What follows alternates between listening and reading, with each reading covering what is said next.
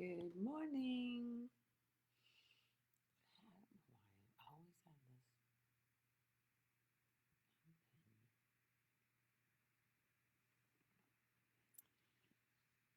Ah,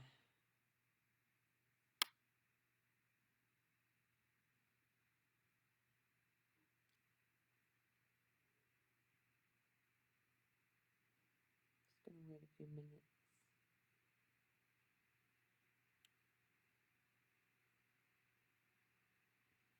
I thought I wrote on here. I did. I wrote that I was gonna talk about time today. Time.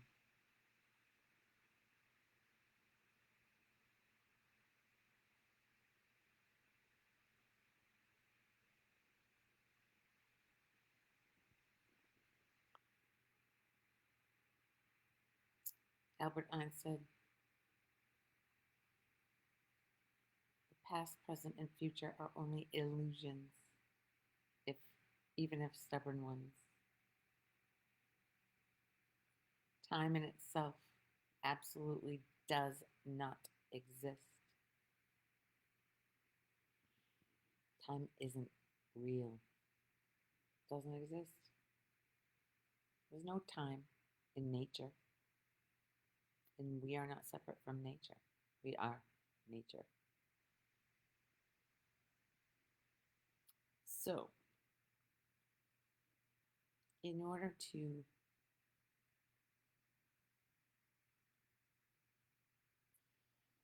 this is so hard to talk about.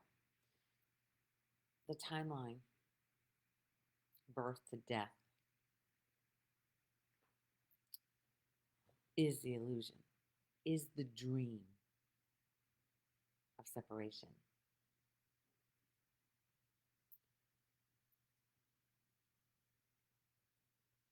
We take on this idea of a me that is going in time.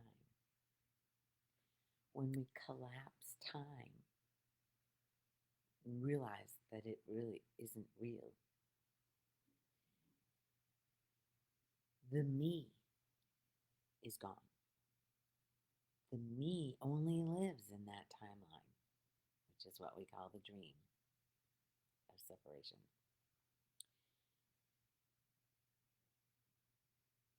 Birth and death, that's only attached to the body. And with the body, seemingly, comes a world.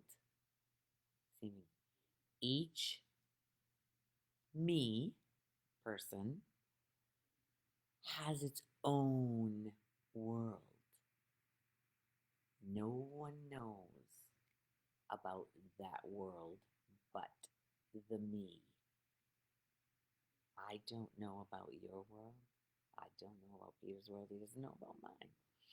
We're all living our own. Okay, living our own.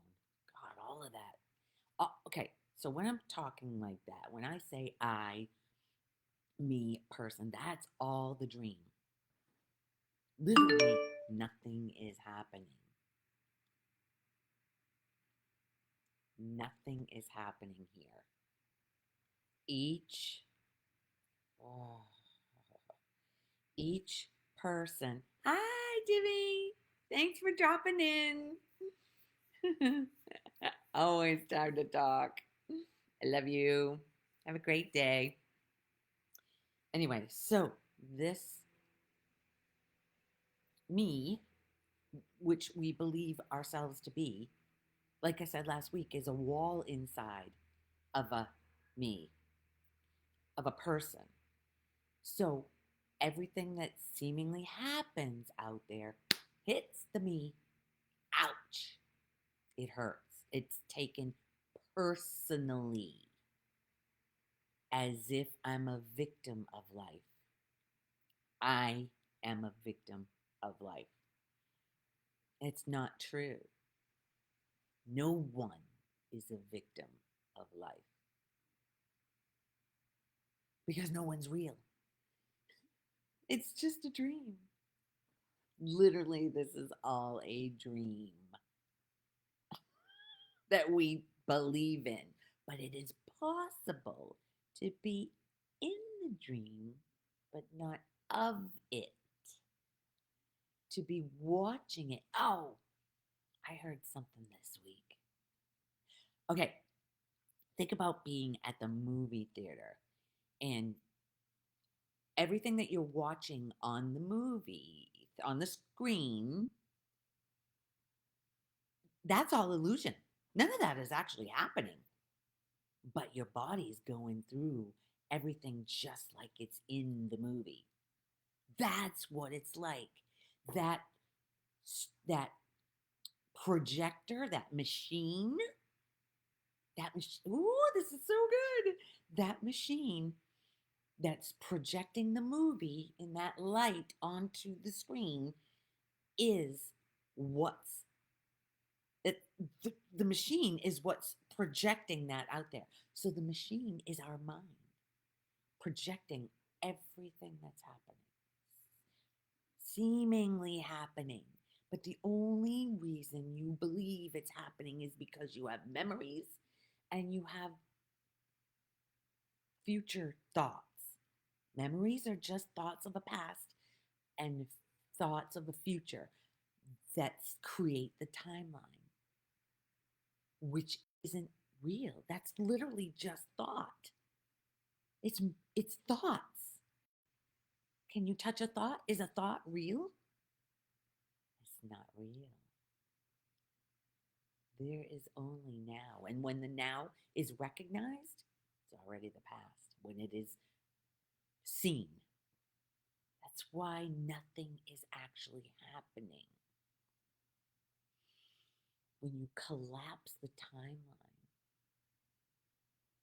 it's not real. Nothing is real. Quantum physics talks about everything. Actually, science talks about everything goes down to the quarks or whatever, goes down to atoms and quarks, and there's nothing. But you take a seed, I'm going to call on Dr. Dyer right now. A seed, a tomato seed has potentiality in it. A little seed turns into a tree, so it seems. In a seed. Now, I'm I'm if you're listening, there are seeds being planted. Let's see if they grow. Good morning, Cynthia. Um, yeah, when he talked about the projection on that screen from the projector is the machine, so our minds are the machine. Because, like I always say, a baby's machine in the dream doesn't have anything to project. There's no such thing as money or lack. There's no such thing as eyeballs. It doesn't know it has eyeballs. Because it doesn't. If it doesn't know it, are they really there? Not for it. We are projecting that it has eyeballs, but that's from our projector. We've learned. Nobody can see you, honey. There's no mirror. He's creeping by. Anyway, yeah. So when we see through this dream of separation, there's nobody in the machine, nobody in here. So then you don't have to take anything personally. You don't have to project, I don't know, say some atrocity, something bad seems to be happening. When somebody brings something to you and says, oh, say my niece was in a car accident and horrible.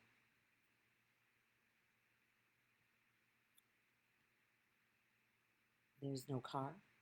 There's no accident. There's no niece. It's just a dream.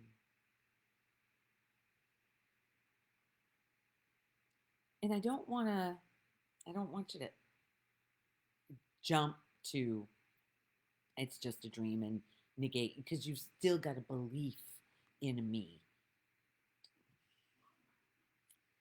But if you get quiet by yourself, I know there's a reason. There's a reason why they make prisoners go into solitary confinement for the worst punishment, because you're alone with your thoughts. But you don't have to believe those thoughts. If you can be alone, I've been meditating in the closet. I think I've talked about it. Get myself in the closet, close it, it's dark. It is the best just being alone, completely alone. Where I used to fear it, of course, we all do, because all those thoughts come up. But as they come up, breathe, follow the breath. When you get right back to your breath, you cannot entertain thoughts. Oh, my girlfriend, did I say this last week? My girlfriend's mom, Phoebe's mom, was sick, and Phoebe was thinking, she couldn't breathe. And I could feel the panic through the phone talking with Phoebe. So I had her put it on speakerphone and talk to her. I said, we're going to breathe. Breathe. She completely came out of the fear. Fear is only, it's attached to the me. That's not even real. That's why it's called false evidence appearing real. It's false. All of this is false.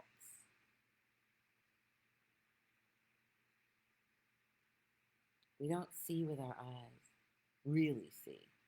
We see with what we're seeing out here is what we're believing we're seeing. Only a belief that this computer, it's a belief that this computer can connect to the internet and I can talk to people.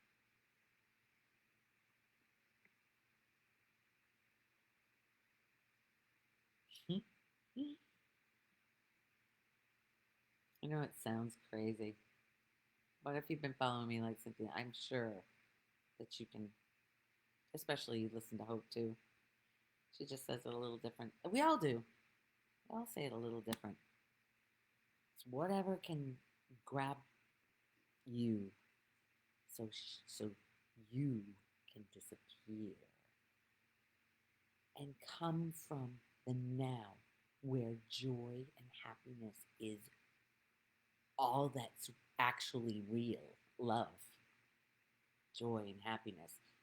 Thought is what takes away the joy and happiness. Thoughts of remembering a past and fearing a future all culminates in this body, and the body feels ugh only because it knows that whatever you're thinking and believing isn't true.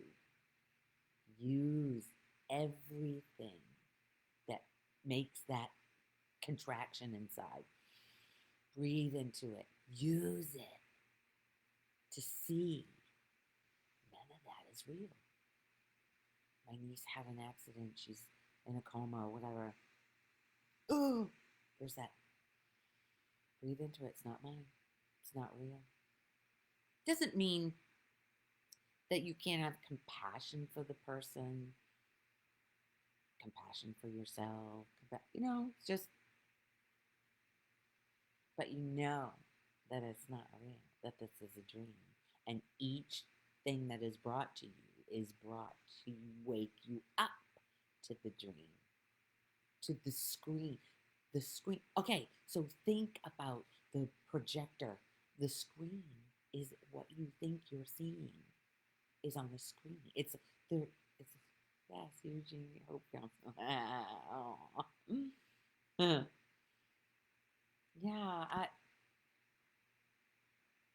When Albert Einstein, albeit a persistent one, time is an illusion, albeit a persistent one, it seems real. Yes, I cannot dispute that it seems real, but check it out. Think about the past. Does it seem okay? Think about your dream, a nighttime dream. There's no time in a dream. You're jumping from here to there. You're in and out. The idea of you don't ever see you. You in a dream. You don't see you. You don't see the body. I hate to call that you because it really isn't you. But God, it's so hard to talk about this.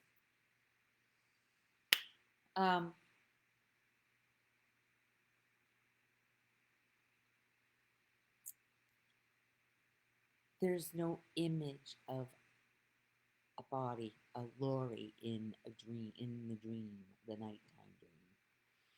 That's the only difference.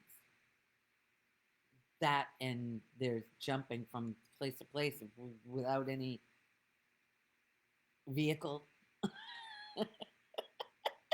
No plane, no car, no, unless you're dreaming about a car, but about being in a car. But most of the scenes change constantly, and there's no beliefs there because there's no me there.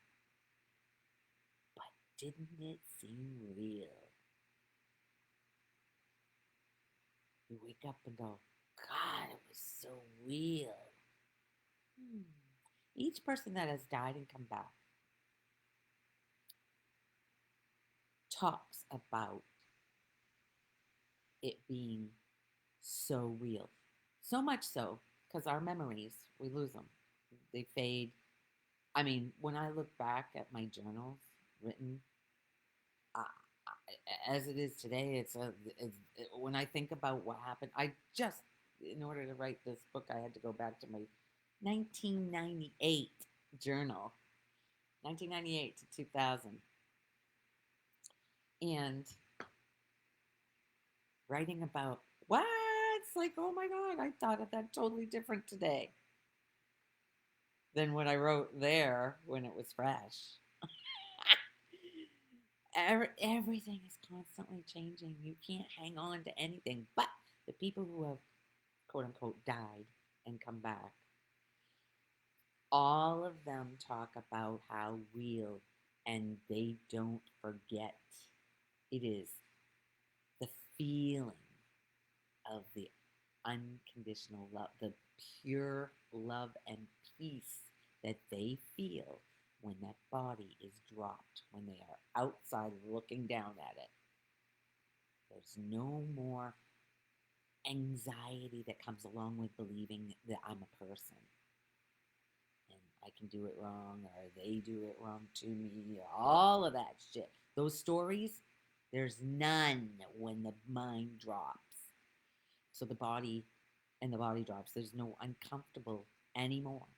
Spirit, whatever we really are, spirit.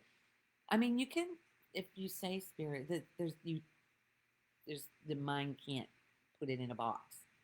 Spirit, I like to call it the wind with no boundaries. The wind has no boundaries. You can't see the wind, but it moves the trees, moves the palm fronds. Just like whatever energy, whatever motivates this, moves this, is nothing. Energy. I have no idea what's coming out of his mouth, but it comes out. I moving his hands. There's no person inside saying, "Oh, you need to move your hand this way. You need to say, that's not no. Life is it's just happening for no one. for no one. That's called non-duality, not two. There is no me.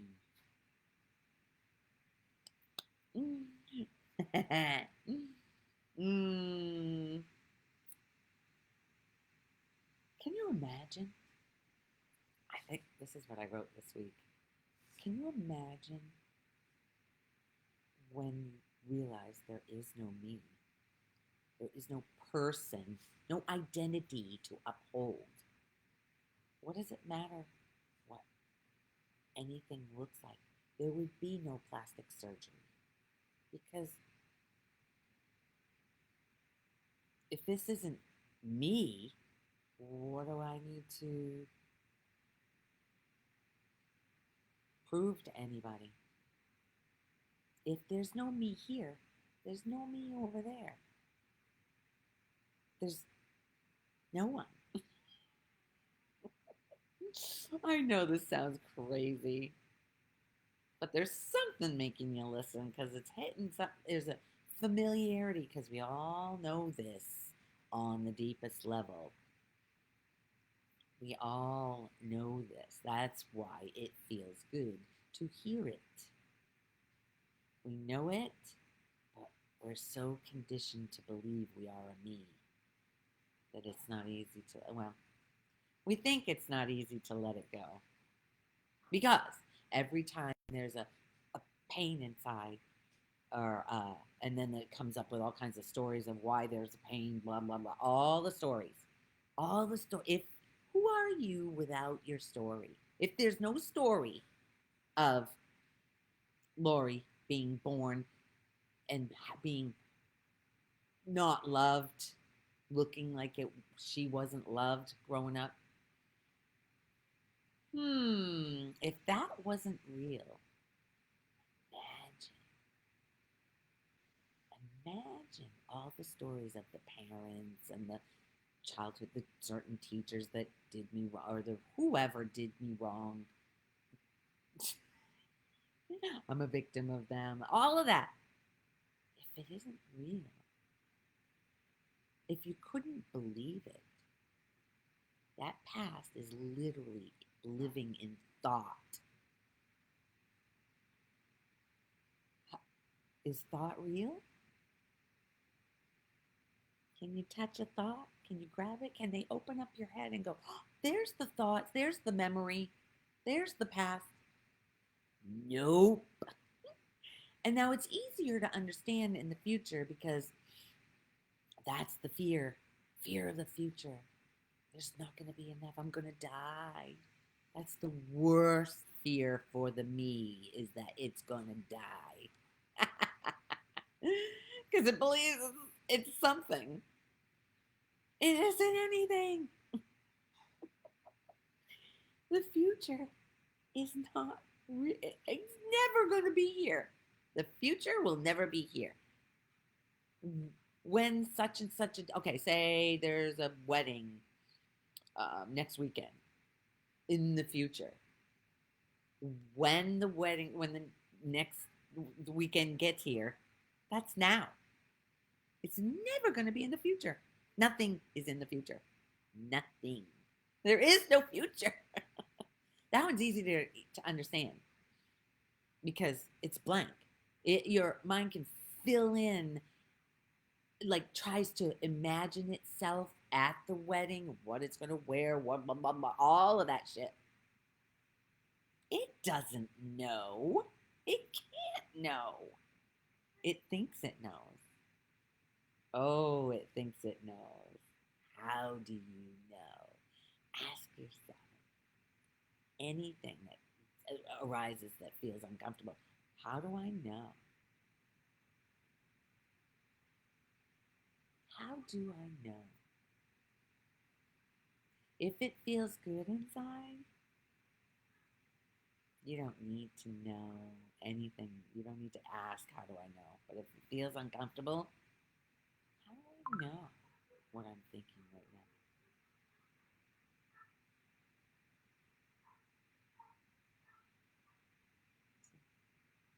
Sounds like a dog fight. We don't have We don't have big dogs around here. How do I know that's real? There you go. That feels uncomfortable. Dogs fighting. You see the concern come over.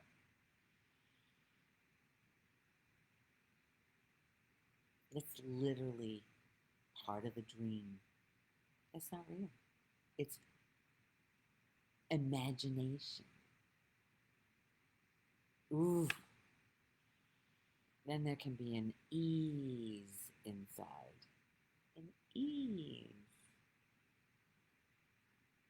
That's what we want. That's what every single person wants is an ease, peace within. Love and peace. But when we believe we are these bodies and somebody else. Oh, Wayne Dyer, Sarah Lynn, Byron Katie, etc. Right?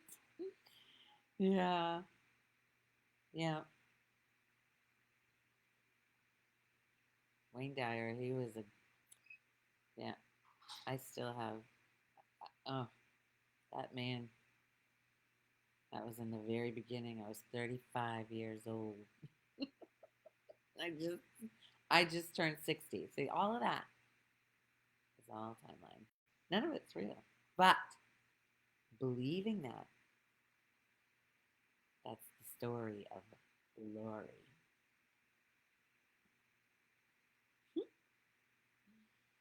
So you can see the story, but you don't have to believe it. You can see it, but you don't, like Jesus says, being in the world, but not of it. Hi, Hannah. Oh my goodness. You know what? I don't think, oh yeah, that's like we're friends. Yeah. Yeah. Okay. God, I haven't seen you. I haven't even seen any posts. Well, you know, like that algorithm thing going. Anyway, it's so good to see you. mm, um, uh, so, seeing Hannah's name brought Hannah's faith, Hannah, the past when we lived in Maine. She lived across the street. All of that is all the dream. It's beautiful because believing we are in this dream, as you love you, that's the best to me, is as you shed the identities of the me, you become more loving here. You love yourself. Oh, that's the dream too. But you become love is the only thing that's actually real. So whenever something seems to hurt the me, I'm a victim of this person or whatever life is happening, seemingly. You, and you take the breath, you realize that that's not true. It's just a belief that the me, the person is being hurt. It's not true. That creates love. You come back to love. That's the only thing that's real. So when there's a love here, not the me, it can just love, which it does a lot of. As you love this, you love everything. And when it feels like less than love, fear, contraction in the body, you're not loving what is. You're believing you're a victim, or you're believing whatever the hell seems to be so bad. You can, that love is what makes the world. I can't. There's so many. That's what I'm writing in the book. Is all the different scenarios through this life about from the scamming. I started with the scamming. It's about being scammed. And then what's unfolded since then. Hope you're doing well. Make sure you go on my page sometime.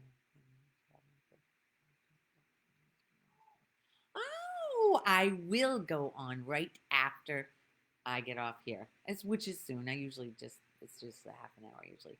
I will check it out. Okay. I love you, girlfriend. I hope you're doing well. I'm doing very well. Yes, very well. Loving Florida, even the hot. Yesterday we were in the pool all day with a whole bunch of people. We had such a great time. Sometimes we're just by ourselves. Anyway, I think we're done. It's so funny that you guys never have a question. Even after, because it's usually average is about 200 people watch it. And there's never a question. Nobody ever types a question that I could. Because I remember when I first started learning this years ago, I was full of questions. I was a questioning fool. Lisa Carnes, her and I, people, when I went to her retreat in Spain,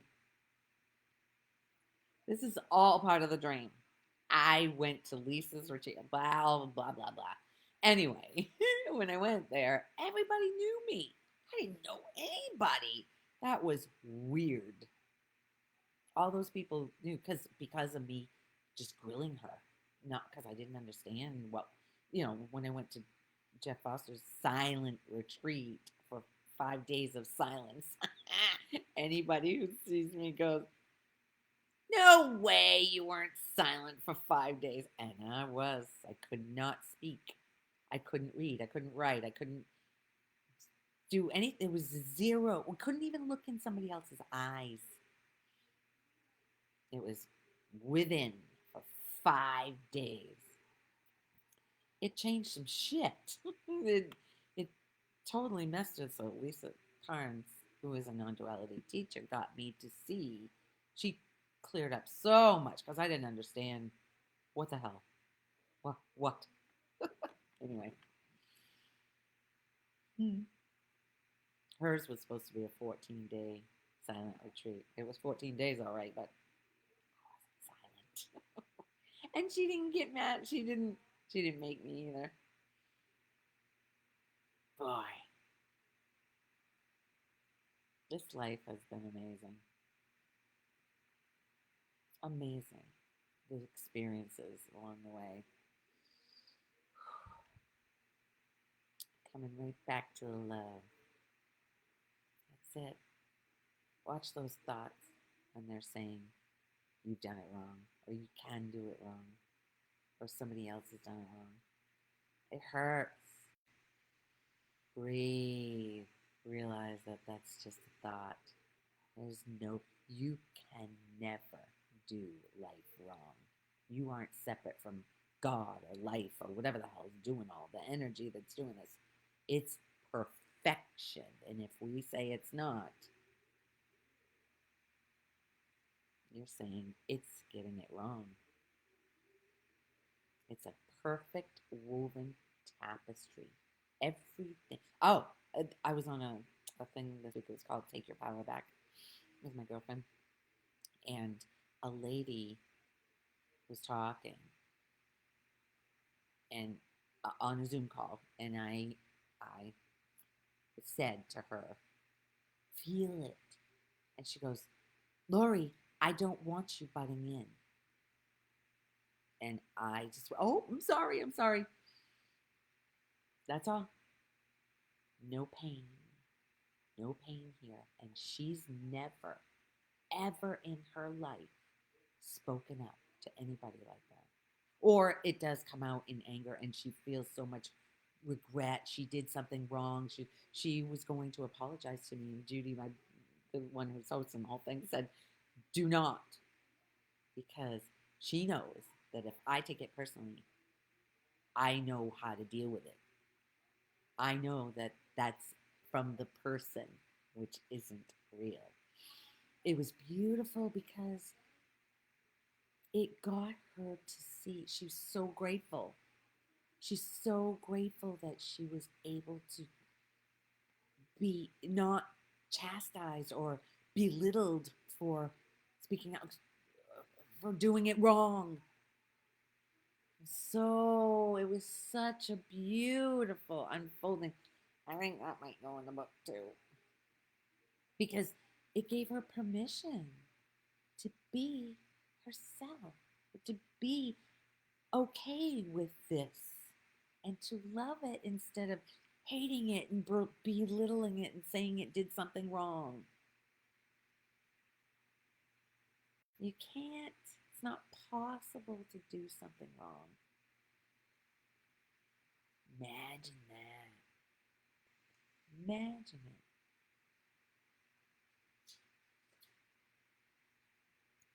You know, I'm the only one that sees that. It's such a whack job. Anyway, okay. I'm not done. I'm going to turn it around.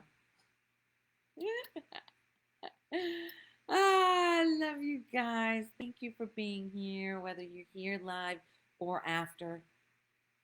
Whoever is watching this, I see you. You. I'm just projecting you. I love you. Me. Have a wonderful week. I'll see you next Sunday. Maybe.